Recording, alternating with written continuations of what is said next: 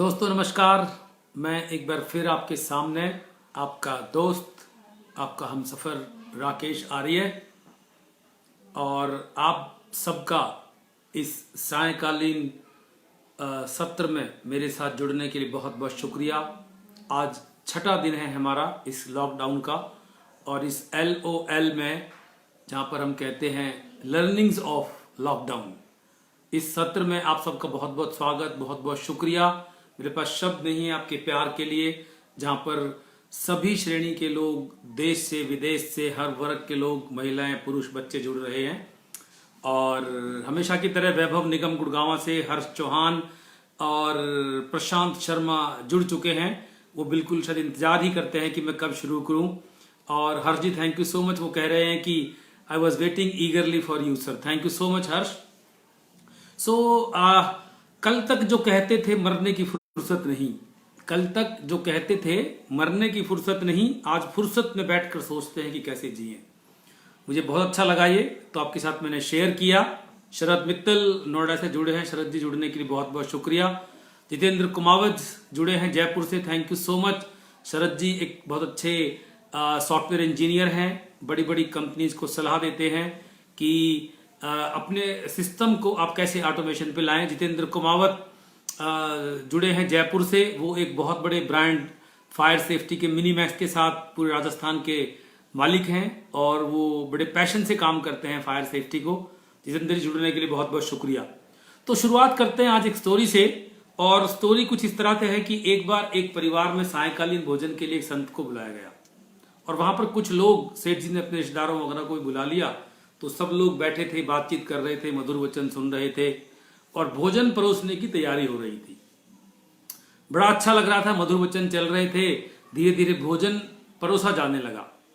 अब भोजन परोसा जाने लगा, हर तरह का ध्यान रखने की पूरी कोशिश की जा रही थी कि गति कितनी रखी जाए, सफाई का ध्यान रखना है, किसी को असुविधा ना हो, प्रकाश की व्यवस्था ठीक हो, वगैरह वगैरह। भोजन परोसा गया, भोजन शुरू हुआ, और उसके आप ये मानिए कि 5 मिनट बाद ही लाइट चली गई। और जैसे ही लाइट गई तो सेठ जी ने जोर से आवाज दी, मोमबत्ती माचिस लाओ। तो सेठ जी का परिवार इस पूरे कार्यक्रम में जुट गया कि मोमबत्ती माचिस। 5 मिनट हो गए और मोमबत्ती माचिस का कुछ अता पता नहीं है। सेठ जी को थोड़ा गुस्सा आया, बोले सुनने रहे अभी तक मोमबत्ती माचिस नहीं मिली है। तो बोले कि हम कोशिश कर रहे हैं, थोड़ा समय दीजिए। तो 5 मिनट और हो गए, सेठ जी को गुस्सा आ गया। सेठ जी जोर से बोले कि क्या हाल बना रखा है आपने घर में मोमबत्ती माचिस। और फिर वो भूल गए, और फिर बोलने लगे गवर्नमेंट का कुछ नहीं हो सकता, हिंदुस्तान में कुछ नहीं होता, गवर्नमेंट निकम्मी है, ना बिजली की व्यवस्था है, ना पानी की व्यवस्था है। और बहुत कुछ बोलने लगे गवर्नमेंट को, ब्यूरोक्रेसी को, और जितने भी हमारा प्रशासन है उसके लिए।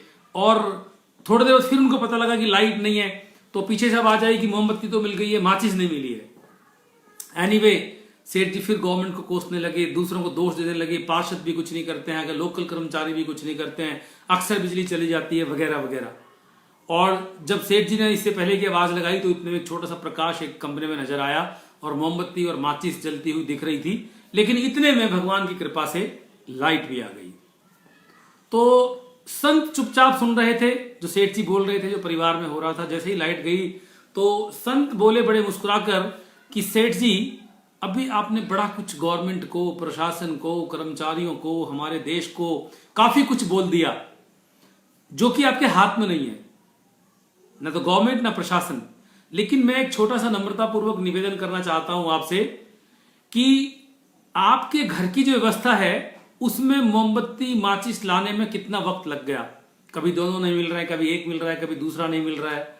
तो आप कृपया करके, मेरा आपसे दोबारा निवेदन है, विनम्र निवेदन है कि आप जिंदगी में उस चीज पे ध्यान दें जो आपके हाथ में है, और उस पे ध्यान दें कि उसको और अच्छा कैसे कर सकते हैं। आप अगर इस पर काम करेंगे कि दूसरे क्या नहीं कर रहे हैं, तो आपको अपना पता नहीं है, दूसरों पे ध्यान दे रहे हैं। तो moral of the story is कि आज हमारे देश में क्या हो रहा है, कौन क्या कर रहा है, कौन क्यों नहीं कर रहा है, हम इस पे ध्यान दें कि जो बताया जा रहा है, जो हमारे हाथ में, क्या वो हम कर सकते हैं। तो बड़ी अच्छी कहानी लगी, तो मैंने सोचा आपको शेयर करता हूं। अभी हमारे साथ राज जैन जुड़े हैं। राज जैन, राज एसोसिएट्स।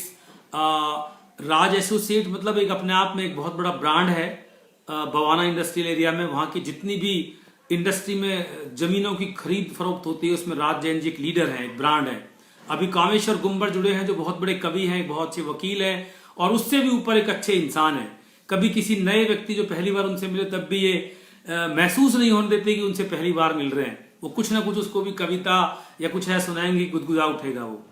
सो स्वतंत्र श्रीवास्तव रोजाना जुड़ते हैं हमारे साथ, एक सीए हैं, एक फाइनेंशियल एडवाइजर्स हैं। थैंक यू सो मच अंदर जुड़ने के लिए। आगे चलते हैं इस कहानी के बाद कि आजकल जो चल रहा है माइंडसेट, जो माइंडसेट चल रहा है उस माइंडसेट में कहते कि यार मैं कहाँ फंस गया हूं, कोई कुछ बोल रहा है, कोई कुछ बोल रहा है और कोई कुछ बोल रहा है, सबकी सुननी पड़ रही है, बच्चे कुछ बोल रहे हैं, पेरेंट्स कुछ बोल रहे हैं और मैं फंस गया हूं, सरकार कुछ बोल रही है, व्हाट्सएप कुछ बोल रहे हैं। तो रोजाना की तरह एक थेरेपी करते हैं और उस थेरेपी के बाद फिर हम आगे बढ़ेंगे। पहले थेरेपी करते हैं। तो सब लोग अपनी अपनी आंखें बंद कर लीजिए। आप जहां भी हैं आपसे रिक्वेस्ट है, हाथ जोड़कर प्रार्थना है कि सब लोग आंखें बंद करें और आंखें बंद कर कर केवल अपने सांस पर ध्यान दें। सांस को सुनने की कोशिश करें, सांस को देखें, विचारों को स्वतः ही आने जाने दें। Inhale and exhale, let thoughts come and go, just be with your breath, focus on your breath, look at your breath, feel the breath. अपने दोनों नथनों में आप सांस को जाते हुए महसूस करें। एक ताजा हवा, एक अच्छी ऑक्सीजन के साथ आप सांस को अंदर ले रहे हैं। जब सांस अंदर जा रहा है तो महसूस करें कि आपके अंदर पॉजिटिविटी जा रही है और आप पॉजिटिविटी को इनहेल कर रहे हैं, ऊर्जा को इनहेल कर रहे हैं, एक पावर को इनहेल कर रहे हैं, एक अच्छी सी सुगंध को इनहेल कर रहे हैं। और जब आप सांस छोड़ रहे हैं तो आप एक काले रंग का धुआं बाहर छोड़ रहे हैं जो कि एक नेगेटिविटी है, जो कि एक फियर है, जो कि एक एंजाइटी है। You are throwing all fears and negativity when you are exhaling। अपनी मानसिक आंखों से ऐसा महसूस करें कि आप एक होटल की लॉबी में बैठे हैं, एक 5 स्टार होटल की लॉबी में बैठे हैं और आप एंजॉय कर रहे हैं एक बहुत ही मनोहर दृश्य को, पेंटिंग्स को, वहां पर खूबसूरत लोगों को। तभी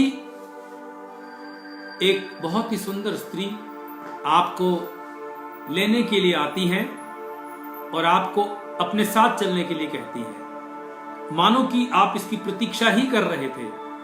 आप उनके साथ साथ चलते हैं।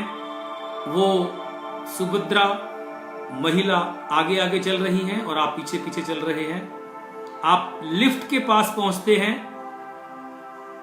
लिफ्ट में प्रवेश कर रहे हैं और उस स्त्री ने लिफ्ट का फ्लोर का एक बटन दबाया और लिफ्ट बंद हो गई है और लिफ्ट चलने लगी है।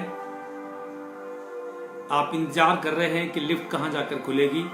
लिफ्ट एक फ्लोर पर जाके रुकी और जैसे ही लिफ्ट का दरवाजा खुला आप बाहर निकलने का निर्देश पा चुके हैं और जैसे ही बाहर निकले वहां पर एक बहुत बड़ा हरा जंगल। आपकी आंखें इतनी प्रसन्नता महसूस कर रही हैं कि मानो स्वर्ग में आ गए हो। आप धीरे धीरे आगे बढ़ते हैं और बड़ा ही मनोहारी दृश्य, झरने बह रहे हैं, पानी की कल कल आवाज आ रही है और पूरा चारों तरफ जंगल हरियाली से भरा हुआ है। बहुत ताजा हवा चल रही है and you are enjoying it. आगे चलते हैं तो देखते हैं कि वहां पर कुछ मुर्गी के अंडे रखे हुए हैं और वो मुर्गी के अंडे अब मानो फट रहे हैं और उस मुर्गी के अंडों से चिकन्स निकल रहे हैं, थोड़ी आवाज हो रही है और अब अंडे पूरी तरह फट गए हैं। अब एक टक देख रहे हैं तो उस अंडों में से सभी गोरे सफेद रंग के, चिट्टे रंग के चिकन्स निकल रहे हैं और अब निकल गए हैं। लेकिन ये क्या, एक अंडे में से एक काला चिकन निकला और ये चिकन अपने आसपास देख रहा है कि मैं काला क्यों हूं, ये सब तो सफेद हैं। और वो अपने आप में बहुत शर्म महसूस कर रहा है कि ये सब सफेद हैं, गोरे हैं, मैं काला हूं। और तभी ऊपर से उड़ता हुआ एक बाज आता है। आप बड़े गौर से देख रहे हैं पूरे विहंगम दृश्य को। और बाज इस काले चिकन को लेकर उड़ जाता है और रास्ते में उसे बताता है कि तुम गलती से यहां पर इन चूजों के साथ पैदा हो गए हो, जबकि तुम एक बाज के बच्चे हो, तुम एक बाज हो, एक उड़ने के लिए पैदा हुए हो। और अब धीरे धीरे देख रहे हैं कि ये छोटा चिकन एक बड़ा बाज बन गया है और जो बाज इसको उड़ाकर ले गया था उसको बता रहा है कि जिंदगी में कभी ये मत देखो कि आसपास लोग कैसे हैं, आप ये देखो कि आपकी शक्तियां क्या हैं। आप अगर मुर्गी के बच्चों के साथ होते तो अभी वहीं पर होते, लेकिन एक तो बाज है, आप तो बहुत ऊपर उड़ेंगे। जब सारे पक्षी बारिश में एक शेल्टर ढूंढ रहे होंगे, आप बादलों से ऊपर उड़ रहे होंगे। और उस बाज के बच्चे को बहुत प्रसन्नता हो रही है, जो कि एक बड़ा बाज बन चुका है। आप इस पूरे दृश्य को देखकर पूरा आनंदित हो रहे हैं। बी विद योर ब्रेथ, अपने सांस के साथ रहें, अपने सांस को महसूस करें।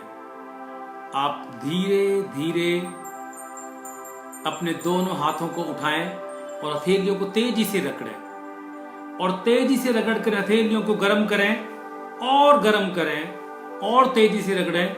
इन गर्म हथेलियों को अपनी बंद आंखों पर रखें और इस ऊर्जा का जो आपने अपने लिए बनाई है, जो एक बाज के लिए बनाई है, उस ऊर्जा को पूरे शरीर के अंदर प्रवेश होने दें और अपने पूरे शरीर में एक ऊर्जा, एक गर्माहट को महसूस करें। और आप धीरे धीरे अपने हाथों को नीचे ला सकते हैं, अपनी आंख खोल सकते हैं। I hope you enjoyed it and you are feeling relaxed. जितने भी लोग मुझे सुन रहे हैं और उनको सच में रिलैक्सेशन महसूस हुई है, तो आप कमेंट बॉक्स में लिख सकते हैं यस।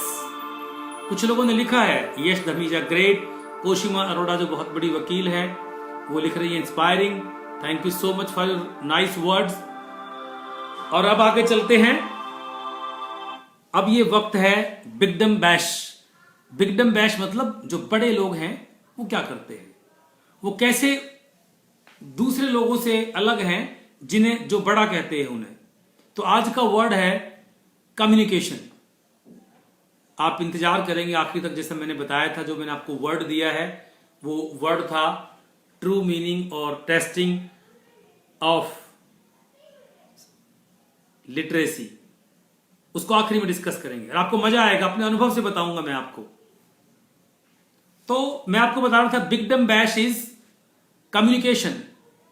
कम्युनिकेशन के बारे में कॉर्पोरेट्स में इतना पढ़ाया जाता है, सब जगह एक बहुत बड़ा सब्जेक्ट है, लेकिन फिर भी मैं बड़ी सरलता से अपने अनुभव से बताना चाहूंगा आपको कि जब बच्चा पैदा होता है और किसी वजह से वो नहीं बोले तो उसके माँ बाप, घर के लोग परेशान हो जाते हैं।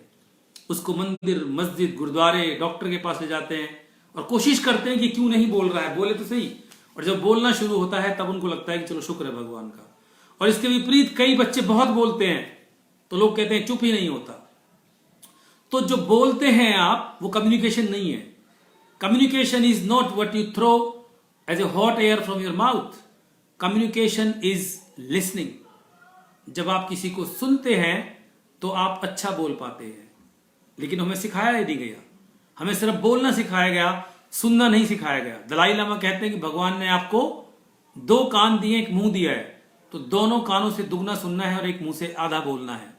सो कम्युनिकेशन में बड़े लोग क्या होते हैं, आप कभी किसी बड़े अधिकारी के पास जाएंगे या किसी बड़े रईस व्यक्ति के पास जाएंगे, वो पूरी बात शांतिपूर्वक सुनेगा। आप साधु के पास जाएंगे, किसी ज्योतिषी के पास जाएंगे, किसी डॉक्टर के पास जाएंगे, वो पूरी बात सुनेगा पहले। इसी तरह जब वो सुन सकते हैं तो आप भी सुन सकते हैं। और अक्सर लोग बोलते हैं अरे भाई सुन तो ले कम से कम। तो लोग अक्सर ये चाहते हैं कि कोई सुन तो ले उनको। तो आप लोगों से हाथ जोड़कर प्रार्थना है कि आप सुनना शुरू करें, और जब बोलना हो तो वो बोलें जो इंस्पायरिंग हो। मैंने कहीं पढ़ा था, आप तब तक चुप रहें जब तक आपके वर्ड्स आपकी चुप्पी से ज्यादा इंस्पायरिंग ना हो। अभी रजत नागपाल जुड़े हैं और स्वतंत्र श्रीवास्तव सुन रहे हैं, शरद मित्तल जुड़ रही है, कविता यादव फिर जुड़ी है। कविता जी शुक्रिया बहुत बहुत, कल भी आप जुड़ी थी। मैंने बताया था कविता यादव एक बहुत बड़ी पेरेंटिंग कोच हैं और ये काफी सारी चीजों पर काउंसलिंग देती हैं, बच्चों को लेकर एक्सपर्ट हैं और अपने तजर्बे से बताती हैं लोगों को कि आप किस तरह अच्छे तरीके से ना केवल अपने बच्चों को बल्कि रिश्तों को निभा सकते हैं जिंदगी में। बहुत ही प्रैक्टिकल सॉल्यूशन देती हैं कविता जी। थैंक यू कविता जी जुड़ने के लिए। तो मैं आपको बता रहा था कम्युनिकेशन के बारे में। बड़े लोग जितने भी हैं, बड़े मतलब हमेशा बड़े वो लोग नहीं सब रईस लोग कहते हो, बड़े मतलब जिनको सीनियर कहते हो। जब कोई छोटे व्यक्ति से या आपसे उच्च अधिकारी से मसला हल नहीं होता, कहते हैं इसको एस्केलेट कर दीजिए। तो एस्केलेशन में क्या होता है, जो बड़ा अधिकारी है वो आपकी बात को सुनता है, समझता है और उसके बाद उस पर फैसला लेता है। तो आज बिग डम बैश में बताया कि अगर आपको बड़ा बनना है तो आप सुनना शुरू करें और बोलें तभी जब बोलने की जरूरत हो, वो इंस्पायरिंग हो। इसके बाद मैं आपको अभी बता रहा हूं, कल का बिग डम बैश जो होगा, अक्सर लोगों की बहुत बड़ी समस्या होती है, सिर्फ ना नहीं कह पाते। तो मैं आपको कल बताऊंगा हाउ टू से know when it is needed. ऐसा नहीं कि हर चीज को मना कर दें। आर्मी में सिखाया जाता है don't say no until you don't try it. So आप ना कैसे कहें जब जरूरत हो। सो आज हम बात करेंगे, आगे बढ़ने से पहले थोड़ा बता दूं विशेष सब्जेक्ट पे आने से पहले, till now I hope you are already tune to few things. जैसे मैंने एक दो बातें बताई थी कि हमें जिंदगी में सबसे पहले क्या चाहिए होता है, वो पता लग गया है कि मेरा किससे काम चल सकता है, क्या नहीं करना है ये भी पता लग गया है आपको। चाहे वो हाथ धोना हो या हाथ ना धोना हो, चाहे आपको सड़क पे जाना हो या कुछ और काम हो।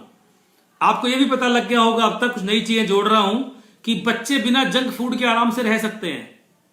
हम लोग बिना वैकेशंस पे जाए, बिना यूरोप जाए, बिना इटली जाए, बिना लंदन जाए, वैकेशंस घर पे मना सकते हैं। आप ये अच्छी तरह सीख गए हैं कि थोड़े पैसे में कैसे काम चल सकता है। आप ये अच्छी तरह से सीख गए हैं कि आप अपने घर पर ही रहकर कुछ नई चीजें भी कर सकते हैं। और एक और चीज, लेडीज भी ये सीख गई हैं कि बिना पार्लर जाए और बिना किटीज के भी काम चल सकता है, and they are living very well. So by now you are tune to this already.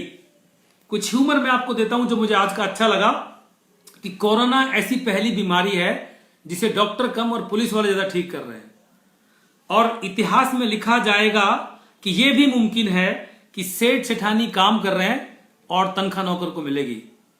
तो ये थोड़ा सा ह्यूमर था जो मुझे अच्छा लगा। अब मैं आता हूं आज के विषय पर जो मैंने लिखा था, ट्रू मीनिंग ऑफ लिटरेसी। तो मैं आपसे सिर्फ शेयर कर रहा हूं बहुत पर्सनल बात। आज मेरे पिताजी की पुण्यतिथि है।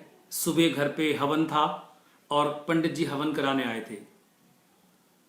पंडित जी ने हवन कराया और हवन कराने के बाद उन्होंने थोड़ा सा प्रवचन, थोड़ा उपदेश भी दिया।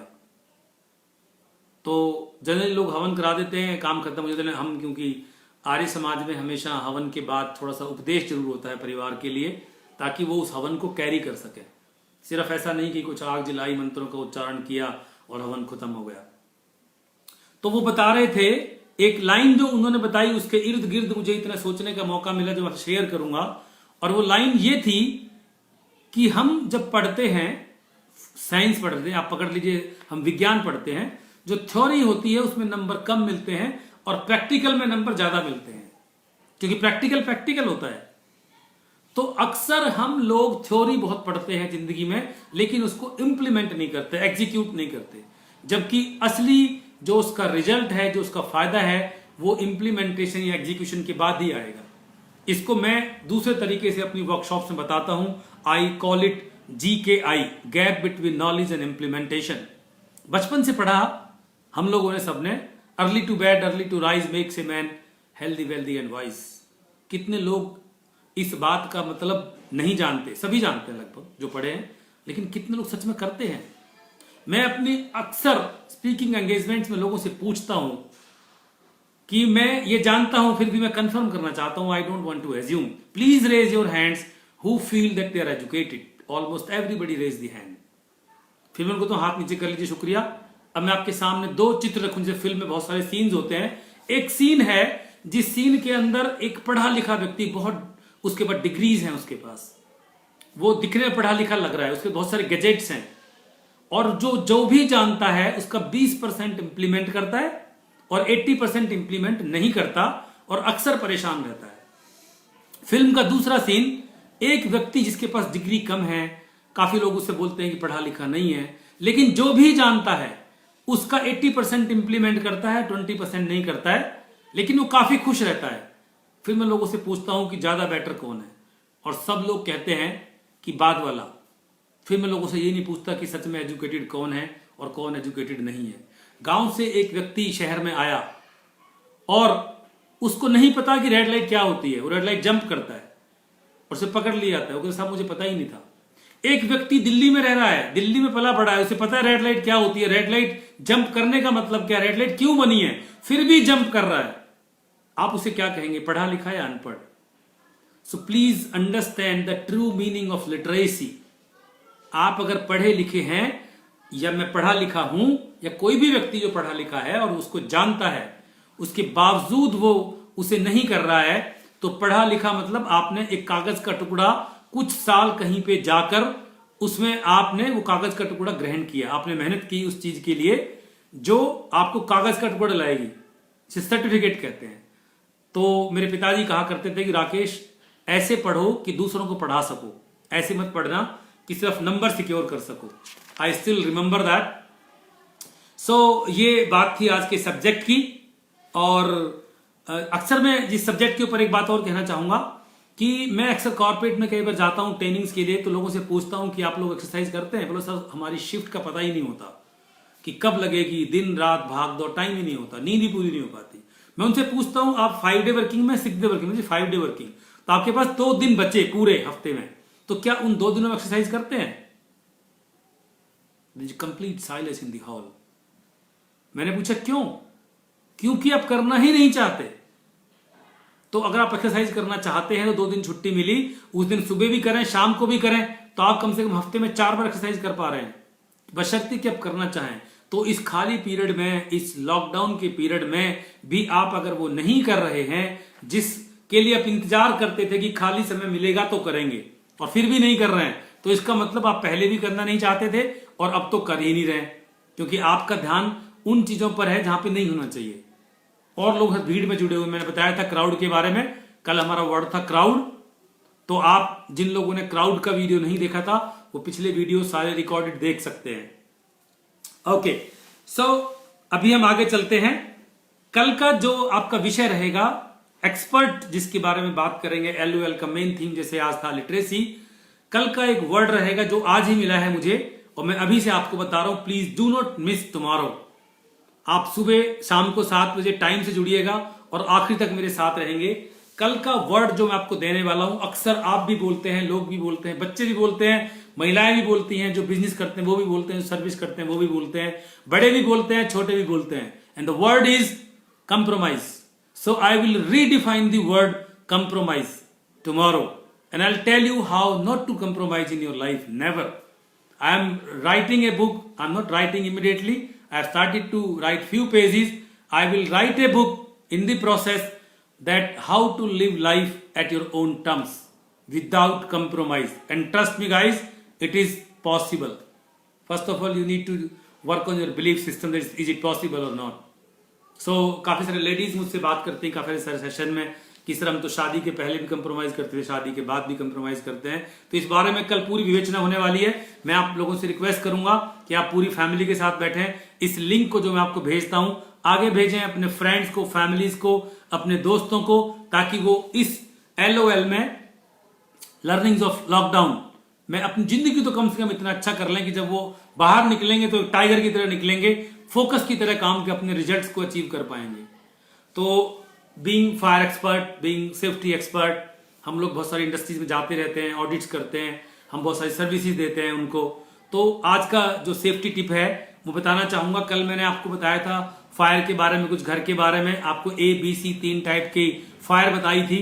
तो मैं आगे चलता हूं, फायर के और टाइप्स होते हैं DEF, DEK, सॉरी। सो डी टाइप फायर होती है जो मेटल की होती है। जनरली मेटल में आग लगती नहीं है, लेकिन जो जैसे मैग्नीज है, मैग्नीशियम, फास्फोरस, एल्युमिनियम, इनका चूरा जो होता है, इसमें अगर आग लग जाए तो जंगल की आग की तरह होती है। उसको बुझाने के लिए हम लोग डीटेक पाउडर इस्तेमाल करते हैं। वो भी एक ड्राई पाउडर होता है, क्लोरीन बेस। वो उसके बारे में ज्यादा चर्चा नहीं करेंगे क्योंकि वो बहुत कम यूज होता है। उसके बाद होता है ई इज इलेक्ट्रिकल। इलेक्ट्रिकल मतलब बिजली में आग नहीं लगती, ये बिजली एक सोर्स होती है। तो बिजली की जो आग होती है उसे ई क्लास कहते हैं। तो ई क्लास में हम अक्सर ध्यान रखते हैं, जैसे कि मैंने कल बताया था, घरों के लिए आप कभी पानी या फोम का इस्तेमाल ना करें। आप हमेशा पहले गैस का इस्तेमाल करें, क्योंकि आप अगर घर से बाहर निकल के ऑफिस में जाएंगे तो वहां CO2 के एक्सटिंग्विशर होते हैं। CO2 carbon dioxide. Carbon dioxide gas इसलिए इस्तेमाल करते हैं कि इक्विपमेंट के अंदर जाकर बिना कोई निशान छोड़े उसको कूल डाउन कर सके। आप पाउडर यूज कर सकते हैं अगर CO2 गैस नहीं है, लेकिन पाउडर के कुछ निशान पड़ जाते हैं, कंप्यूटर खराब हो सकता है, पैनल साफ कराना पड़ेगा, वगैरह वगैरह। तो पहले CO2 गैस, नहीं तो आप पाउडर भी इस्तेमाल कर सकते हैं, ABC।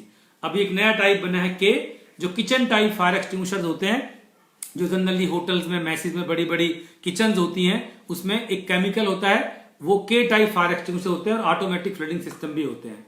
तो मैं ये टाइप्स बता रहा था। टाइप मैंने आपको ABCDEK, ये आज की तारीख तक क्लासेस ऑफ फायर हैं जो भी पूरे हम विश्व में पढ़ते हैं। इसके बेस पर ऑफिसर्स काम करते हैं, या फायर के जो ऑफिसर थे वो काम करते हैं।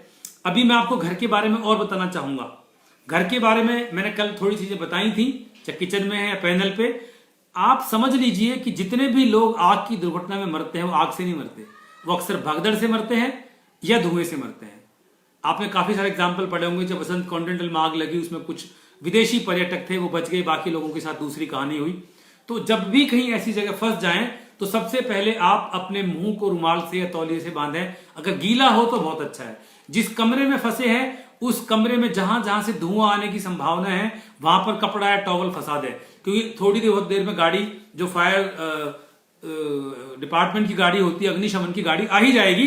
तो अपने आप को सिर्फ धुएं से बचाएं आप।